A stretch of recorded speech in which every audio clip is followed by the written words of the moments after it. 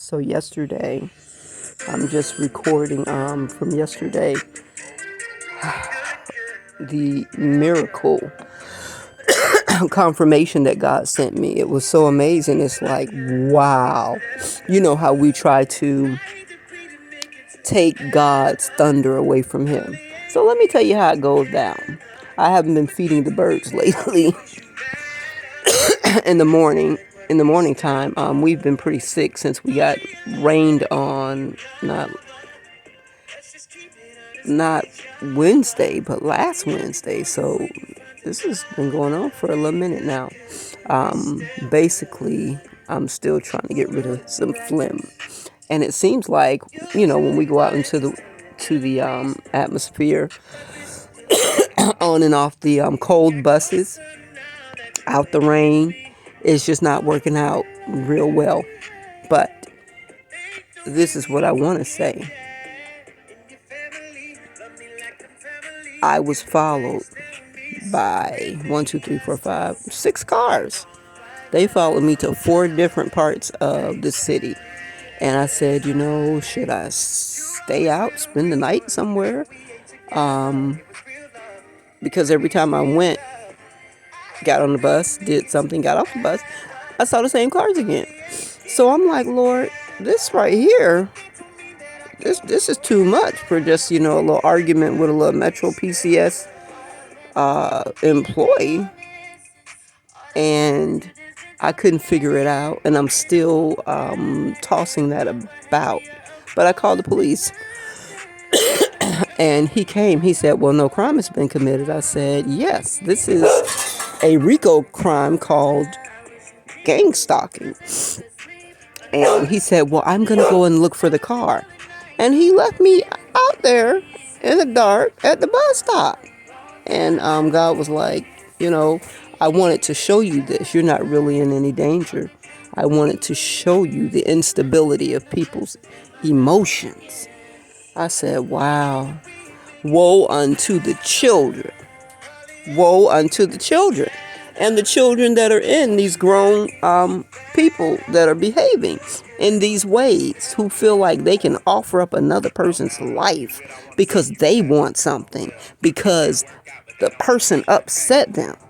Do you know how sick and childish you gotta be to want somebody dead because they didn't come back and visit you, or you want, a higher rank in some organization? And I don't want to even call it an organization. That word is not befitting for a group so full of folly. And I don't want to talk about them, really, because these are not organizations. These are little vigilante sects. That's what they are. And they're giving the organizations a bad name. So my granddaddy was a Mason. I refuse to believe that my granddaddy was killing people in his family to maintain the organization or collect an insurance policy. I do not believe Lindsay Atkins did such low things. Now, when I look back in the Bible and I saw that God required them to bring sacrifice and to kill, a certain amount of doves, a certain amount of goats and all of that, I don't understand it. I really don't. Even when we take communion and it's like, this is, take the bread, break it and eat. This is my body. Take the juice, the wine, drink it. This is my blood. It's like, well, damn. That's the same thing these bozos are doing now, So I'm confused, and I'm praying and asking God if I'm allowed to give me, some understanding on what's really going on. I do see the change in the Piscean age and the Aquarian age, right? And God keeps telling me to tell them a new testament is coming. Tell them that a new testament is coming. I said, God, they be trying to take everything I got, call me crazy, take all my money, take all my cars, every vehicle I got, down to my little riding lawnmower tractor. They done took that too. I think that's over next door to my grandma's house, 2913 East 20th Avenue. Cousin Toy, I think, bought Irene P. Scarborough's house, and she's living there. And then, it looked like she running an Airbnb out that bitch. When I came by, they seemed shocked.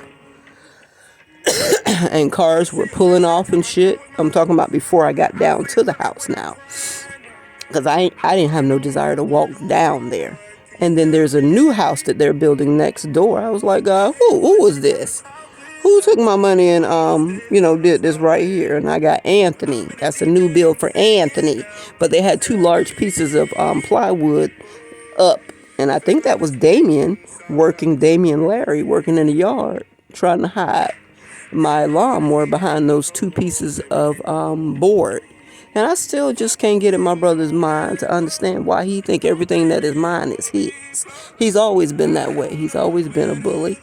And I don't think it's going to change this lifetime. I think God going to have to cross him over. And when he comes back, he'll maybe be a woman in the Middle East. And he'll have a husband just like he is right now. And he'll get an opportunity to feel what it's like to be under oppression of somebody all the time. Every time you see him, they ain't got shit good to say. Always complaining, always putting a person down. Unless it's somebody that they like, and then, for people he like, he do the most.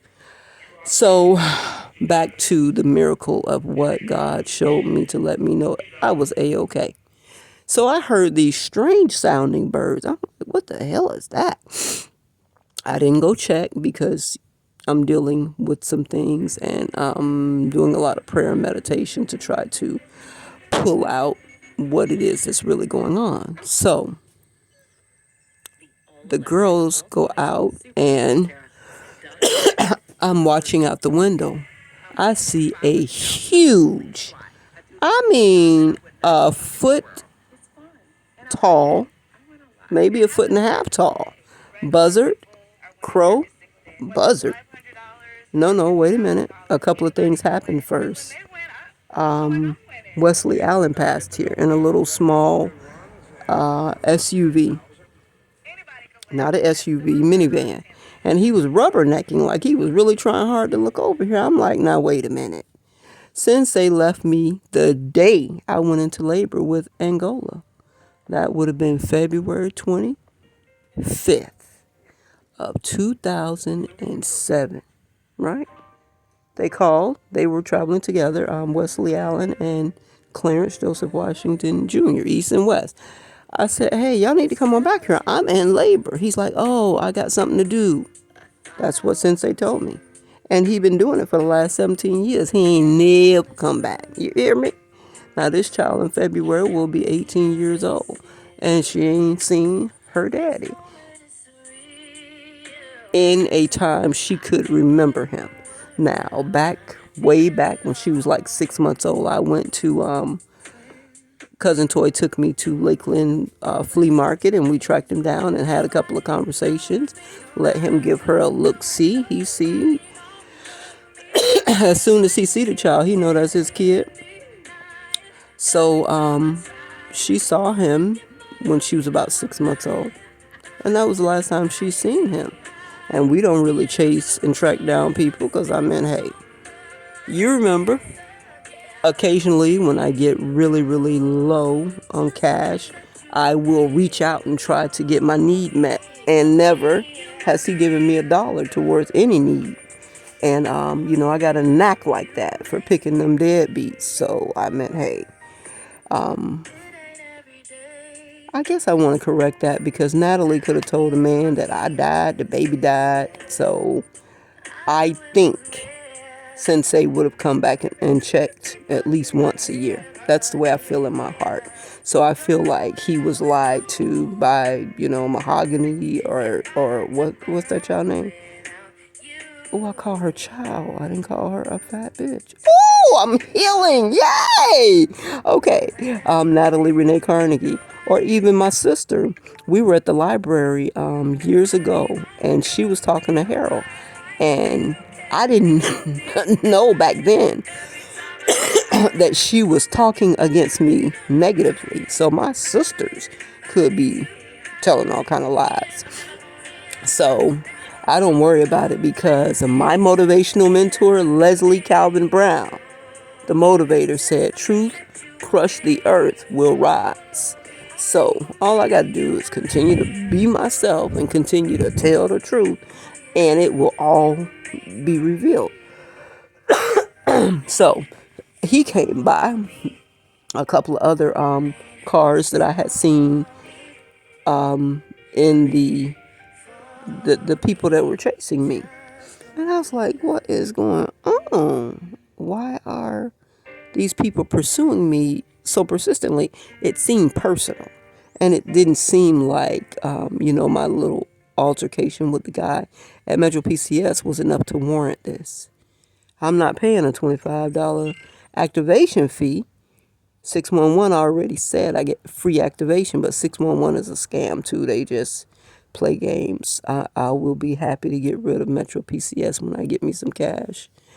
And I'm not going to promote a campaign against them. That's what I wanted to do, but nah, they can't help it. I mean, these men are like third world country. They're coming from a Muslim country and trying to mesh here in America. So they half doing decent. If you pay your bill and you pay what they say pay, you ain't gonna have no problems for the most part. But we're a special case, so we have more problems than your average. But I am very much looking forward to leaving Metro PCS in the dust. Because I don't know who Melody is, but she ain't got no business on my account, and she on my account. And it's like somebody else controls my account. I get to pay it, but somebody else is doing whatever. And so I'm just enduring it because my children are very dependent on it. I can't do no business on it. Every time I make a business call, they take over the business call.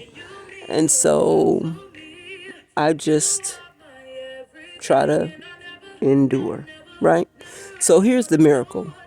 I see the one big bird, and I'm talking about big ass. No, before that,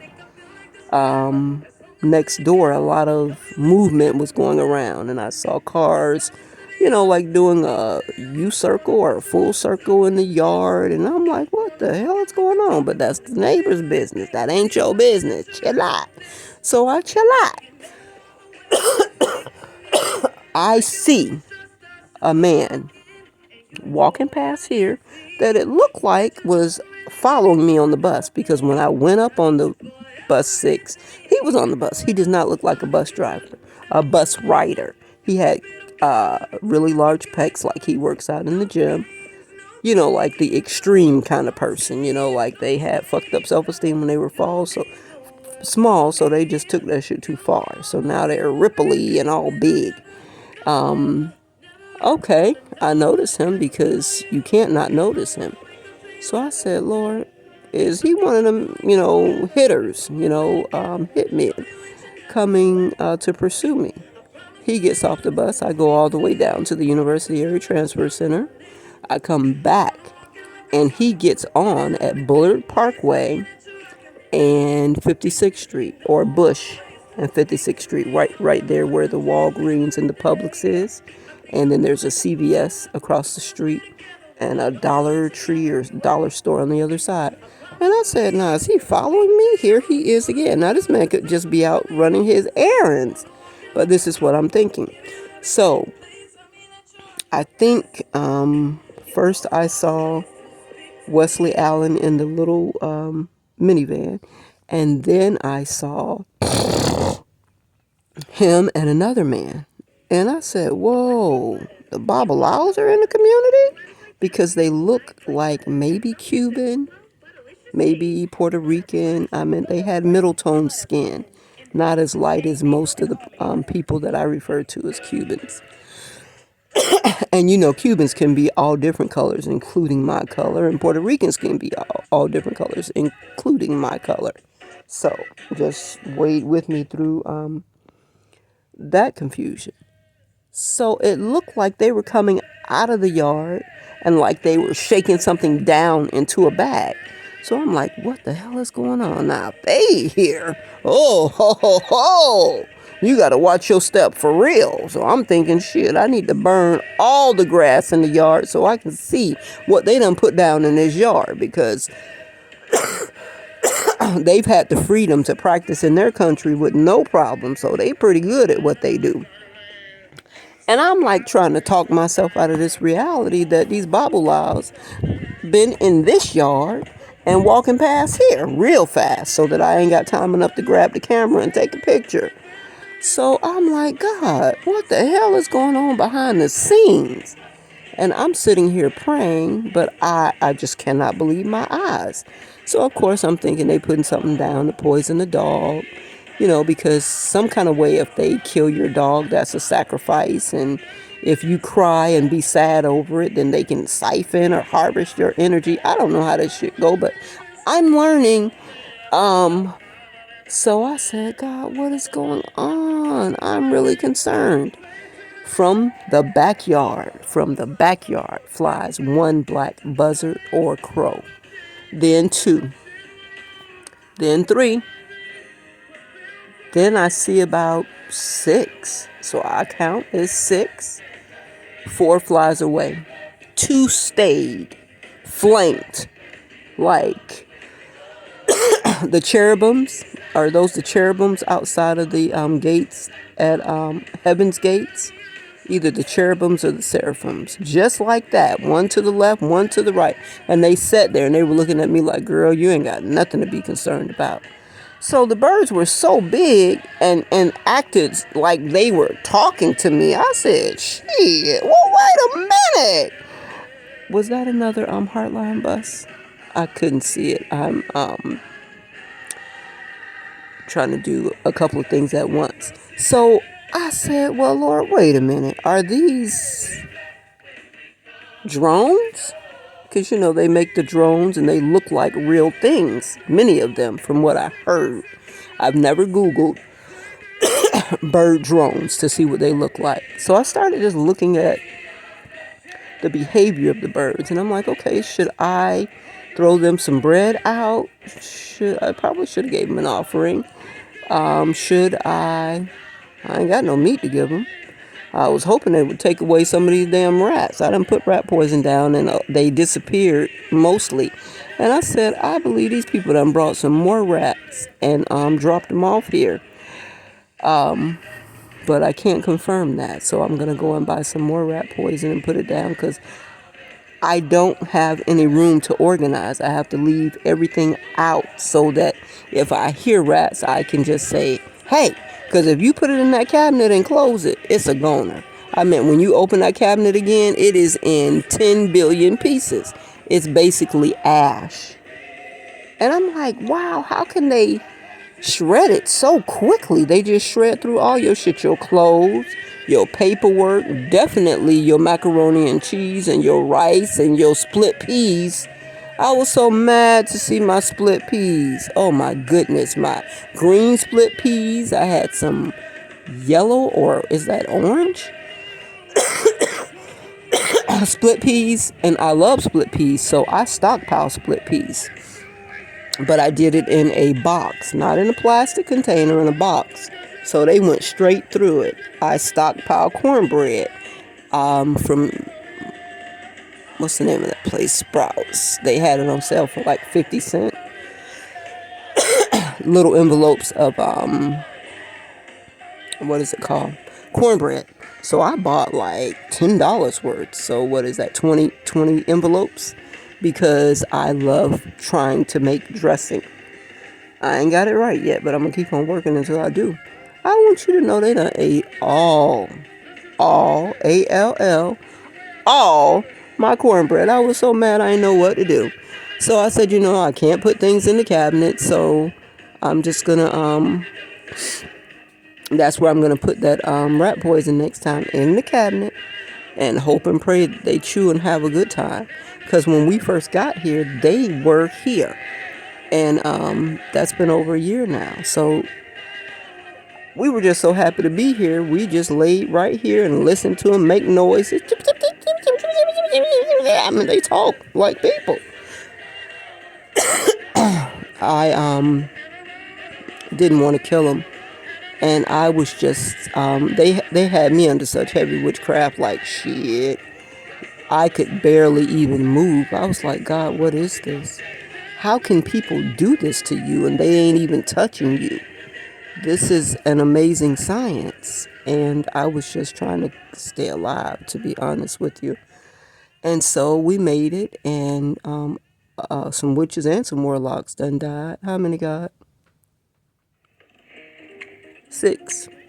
Six done died since last year, as a result of this around the clock praying that we do. And we're just thankful to God that we're still alive, and hoping and praying that people pull it together and realize that God is the shit. That's the bottom line. So that's really what I wanted to say. Today, a lady kept walking back and forth. She had this big old wig on her head. I'm assuming it was a woman. She has black pants, black shirt, and a big old thick shoulder length poofy wig. And she just kept walking back and forth, walking back and forth. I was like, I don't know. I ain't gonna let it worry me. She on the sidewalk. Now, a couple of times she stopped. When she got to the mailbox, she looked over here. The dog barked a couple of times, and she did something on her phone, or phone jammer. And then she moved on. Then, like the fourth time she came back, she had a red hat in her hand. And I said, initiate! Now, all initiates don't carry no red hat. Sometimes they have on blue, sometimes they have on white. It's an energetic thing you can feel. When they walk past, you can feel their intention. And I just feel so sorry for them. Most of them look so pitiful and broke down. Like, they working for a little slither of crack. But they going to do something that's worth $30,000, and then they going to get $3 worth of benefit. It's really sad. But I ain't praying for my enemies. I ain't praying for nobody that present themselves as no enemy. I don't do that. I ain't seen nowhere where the Bible says pray for your enemy. Maybe it did say pray for your enemy. Pray for your enemy, but the way I classify it is, if you're doing the devil's work, I call you the devil.